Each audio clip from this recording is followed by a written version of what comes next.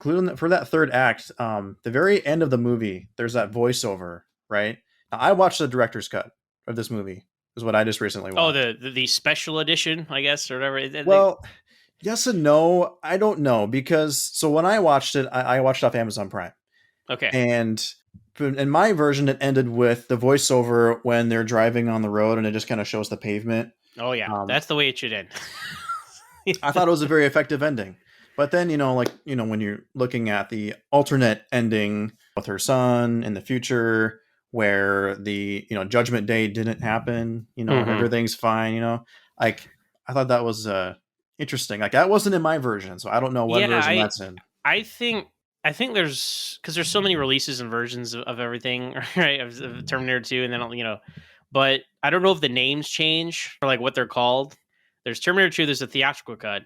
And then I think there's the special edition, and then there's like the ultimate edition. You're a Zack Snyder fan. You should understand these terminologies, right? So you know how it is. Yeah, sounds familiar.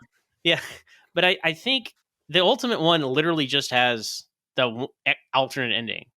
I might be wrong. I don't know.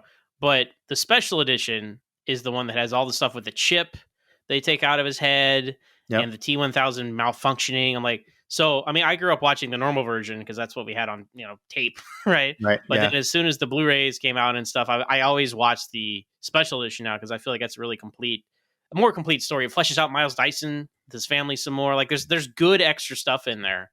And, as a Zack Snyder fan, I like watching the longer versions of everything because usually those are the ones that are, intended, right? The longer version of Watchmen, et cetera, et cetera. Better. Yeah, better, Yeah.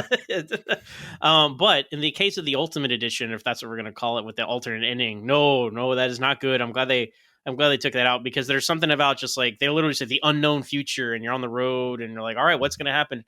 And it kind of leaves it up to you, and and it just floats with you and sticks with you instead of like, okay, look, it's old Sarah Connor on the playground, and John Connor's a senator or something. It's so strange.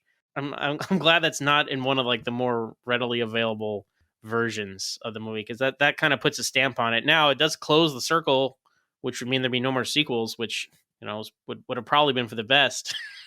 I agree. This franchise. So that's the one thing where I'm like, well, maybe but then I don't want it to be like, see, for Terminator, that's the thing. I always like it where it's a paradox. Like no matter what you do, it's all going to happen. But that's kind of against that's 100% against the message of this movie, where it's like no fate what you make. But it's like, well, no, if there's no Skynet, then Kyle Reese going to go back in time and be John Connor's father. So it's like, it really is a paradox. Really depends. Time travel rules are complicated, right? Every movie, Back to the Future has different rules. Terminator has different rules. Star Trek has different rules. Star Trek has different rules in movies and episodes. Like they're not even consistent. So I don't. That's the trick. Like I would have loved the Terminator 3 in the future war. And then we see it end, and then they send everybody back in time, and that closes the circle. But then it's kind of depressing. You're like, all this stuff they went through in Terminator 2 didn't matter. So I'm like, I don't. So it's that's why it's best to leave it alone. Anyway,